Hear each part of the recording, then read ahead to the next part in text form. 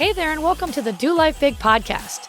This podcast is going to be your jam if you want to live to your full potential and don't believe in half-assing anything in your life. If we want to do life big, that means we've got to get out of our own way because we only have this one shot to make it awesome. I'm your host, Kathy, and I'm a mom of three whose BFF is cold brew, a retired school teacher turned online entrepreneur, and an author. I'm loud, bold, and will always keep it real. I'm determined to live my best freaking life possible, and I'm here to help you do the same. I'll be packing this podcast with tips, motivation, inspiration, and strategies to finally get you where you want to go. And we will have a ton of laughter along the way because, let's be honest, we can't ever take ourselves too seriously, right? I'm so excited you are here with me today.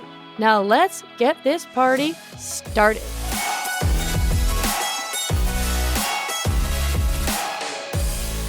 Hey, my friend, what's up? And welcome back to another episode of Do Life Big. Today's episode is going to be freaking awesome because I am literally just coming back from the most incredible business event I've ever attended in the last 10 years of becoming an entrepreneur. And in today's episode, I'm going to be talking to you about Taylor Swift, actually. And I am going to be sharing with you three of the most important lessons that I learned while reading an interview with Taylor Swift about how she was named Person of the Year. And you're going to be able to learn how you can relate these things to your life, how you can apply these things to your life so that you can build an incredible life and really live up to your truest potential. So hang tight, because this is going to be really awesome. Now, I apologize in advance. I sound super nasally today. It's okay. I am recording my podcast just coming off of the flu. Like I said, I am just coming back from attending the best business event I've ever attended in the last 10 years of becoming an entrepreneur. My business mentor, James Wedmore, hosted his Business by Design live conference out in California. He only does this once a year. It's a 3-day long event. And there were over 900 other entrepreneurs who flew from all across the world to come together and meet to transform our businesses and our life.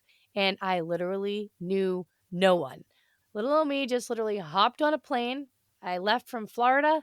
I took a plane from Florida to North Carolina, from North Carolina to California, and then flew back California to Denver, back to Florida, all by myself, not knowing a single solitary soul. My mom was like, "Oh my gosh, you're so brave for doing that." I'm like, I am brave, but it's so important that you do those kinds of things. And so I had so many breakthroughs, and I met some of the most incredible people I've ever met. Like, I truly felt like, damn, like these are my people. I wish we could all just live on like a little island together, you know? And I haven't felt this way in 9 years, but I just felt so aligned. And you need people like that in your life. That's why it's so important to put yourself out there and get yourself in communities or around people who are like-minded like this, people who are going to support your dreams and push you. This is how you continue to raise the ceiling in your business, in your life, versus just plateauing and just coasting along and going through the motions like you're just a hamster on a wheel, day in and day out, day in and day out, right?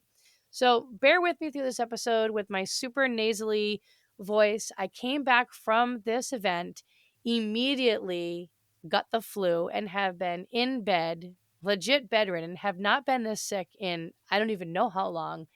And I finally was able to get out of bed today and do something productive, AKA record this podcast episode. And I really wanted to try to do it a couple of days ago, but I had this god awful cough that would not stop, and it would have been impossible to edit this episode. And my throat, I was basically losing my voice. So no cough today, no sore throat today, just a massive head cold. So it sounds like I'm holding my nose this entire podcast episode, but it's all good.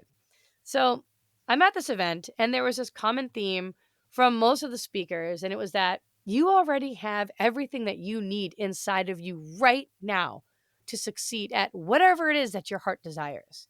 And I think that that's just a really important message to remember and to remind ourselves.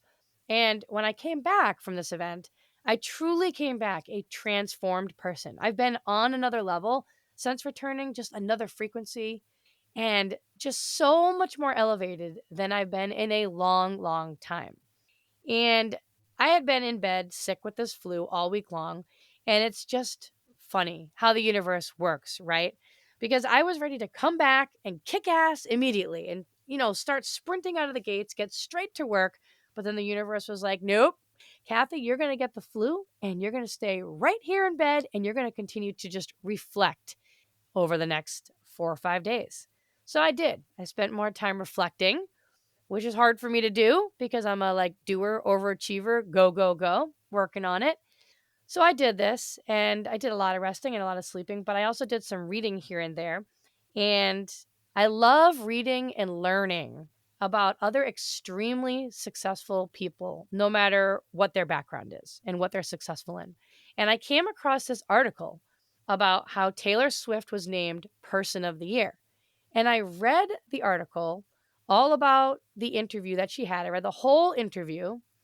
And now I don't know if you've ever been to one of her concerts before or not, but I attended one about 5 years ago.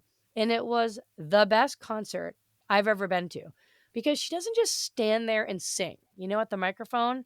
It's like watching a movie. It's like literally watching a freaking movie.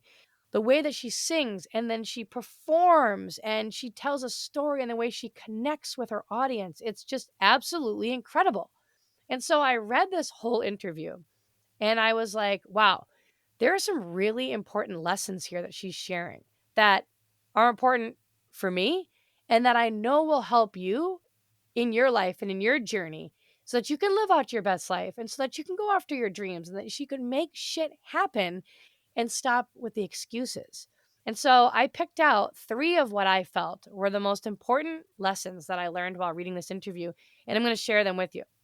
So the first lesson I learned was what an incredible storyteller she is. The importance of a story, the importance of your story. In this interview, it's quite evident that she is an incredible storyteller. It's the reason why people are so captivated by her. How can we continue to share our stories to impact more people and change more lives? And it wasn't these amazing successes and wins that she was telling stories about. Her stories that she was sharing were all about when the shit was hitting the fan, when the times were extremely stressful, when she was having those extreme lows. And she shared about her heartbreak about losing her spot to sing with Kenny Chesney when she was 17 years old because it was sponsored by a beer company and she wasn't 18 yet, just as an example. But she shared about these lows that she was in and these stressful times and the times when it wasn't working in her favor, when she had extreme sadness and disappointment. And how often do we hold back our stories because we're embarrassed by them or we let fear keep us stuck there and we feel our stories are only impactful when we're sharing about a win, right? Or we get wrapped up in having to appear and look like everything is perfect. And so nobody lives with everything being perfect all the time. And so we just don't share. And sharing those perfect times, they're not relatable, right? Your mess is your message. I remember hearing this phrase a long time ago. Your mess is your message. And it always stuck with me. And you know why they say that? It's because you are so much more real and relatable when you share the messes. More people will connect with you. More people can see themselves in your story. More people will trust you and like you. And you sharing gives people hope and encouragement and instills courage in them. And not only them, but in their future. And I remember when I first started my first business 10 years ago, I remember the place I was in when we were in $40,000 of credit card debt and we had depleted our entire savings account and we were sinking by $1,000 every single month. And no one in my family or no one knew that it was happening because I was embarrassed. And I remember starting this health and wellness business. And I never got into that business to try to get out of debt or to make a lot of money. I started that business because I wanted to earn $200 a week so that it could keep me home to be with the kids, just enough to keep me afloat. But I remember hearing that your mess is your message. And I remembered one day I was like, just rip the Band-Aid off, Kathy, and share it on social media. Share where you are right now. Share the shit storm right now that you're going through and how stressful it is, but share how you're going to figure it out and how you are going to use this business to turn it around. And I remember being so mortified when I wrote it out there because my business was all on social media. And I remember making the post and I slammed the computer shut and I ran away from the computer thinking, oh my God, I can't believe I just shared this publicly. This is so embarrassing. And when I looked again, message after message, comment after comment was all about how relatable that was and how inspiring it was to other people. And people were sharing their support with me while I was on this journey. So, what have you been holding back that you can share? What's something that maybe you're struggling with right now that you can talk about? Now, listen, you don't want to just have a bitch fest for the sake of bitching, but share about something you're struggling with and then how you're going to work through it or a time that you were struggling and how you overcame it. That's what's inspiring. That's what's going to impact more lives. That's going to make you relatable, more trustworthy, more likable. So that was the first important lesson that I learned while reading this article from Taylor that you can apply to your own life. And now here's the second lesson I learned. She went on in her interview to talk about how even though she's so high right now, and she's at the highest of high, it wasn't always this way, and there have been a lot of lows. And here's the thing we need to remember. You can't get to the highs without navigating through the lows first. You can't have your breakthrough without having the breakdown first. And I think sometimes we look at these people who are having extreme success, whoever that may be that you look up to right now, and I think we might think, oh, it's just easier for them. They had no struggles. Look how quickly they rose to the top level. They had no failures. Oh, it's just easy for them. They're just luckier, as if they were exempt from having to go through the lows.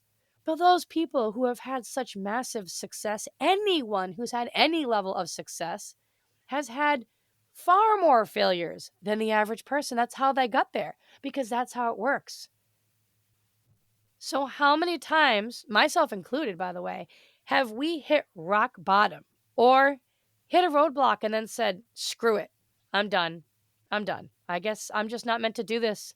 How many times have we made that roadblock or that rock bottom mean that we aren't meant to do the thing, or that we're not meant for greatness, or that we're not meant or destined for success? We're not worthy of this success. I mean, I know I did this personally about 6 years ago in my business, and it took me a solid 2 years of soul searching and internal healing to work past that. But for 2 years, I was so close to quitting because of hitting that roadblock. The average person would have quit, and I didn't. I kept going. I worked through it. But the message of this point is that we need the lows. They're inevitable. You've just got to know that you're going to keep standing back up. You're going to keep going. That when you hit a low, that's not your cue to just lay on your back and give up. As long as you're on your back, you can stand up again and you can keep going. So you're going to stand up and you're going to work through this. You're going to learn through this and you're going to grow to the next level. It's part of it. Put it in your mind. The lows are part of it. Embrace the lows. I'm going to go through the lows. You're going to go through the lows. But guess what? Once I work through this low, I'm going to come out on the other side.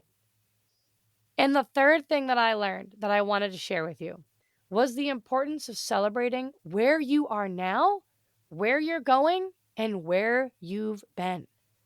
We've got to have gratitude for where we are right now. That's the missing link for so many people, I think, is that we lose this sense of gratitude. We get so wrapped up in thinking how maybe things were before, or how badly we wish things were different now, or how look at how much further I have to go, that we lose the sight of how much gratitude, how many things we have to be grateful for right now. And so I'm asking you, and I want you to ask yourself, what is something that you can be grateful for right now? Doesn't matter how crappy of a situation you're in, there's something to be grateful for, but you've got to always remember the gratitude component. And yes, have the vision for the future. Of course, we all need to have a vision. We all have to have a vision for our future, but never forget where you came from, the struggles that you had to overcome to get to where you are right now.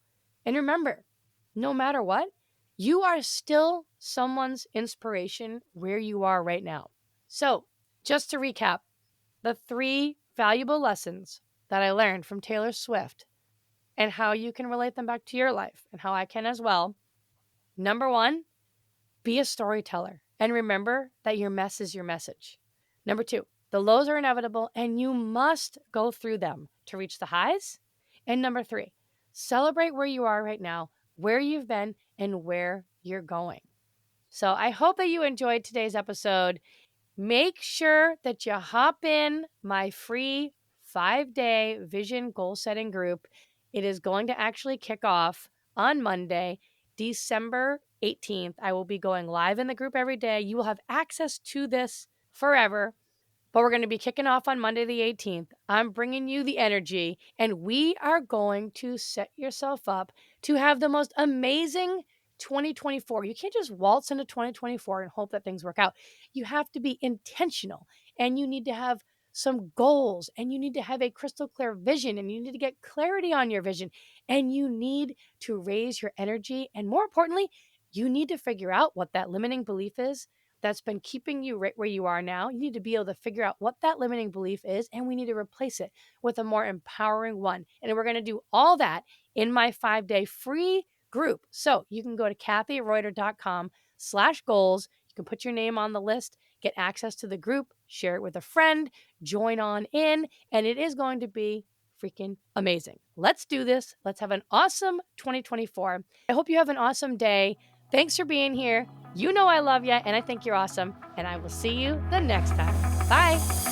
Thanks so much for listening in. I really appreciate you choosing to spend your time here with me today. You totally rock.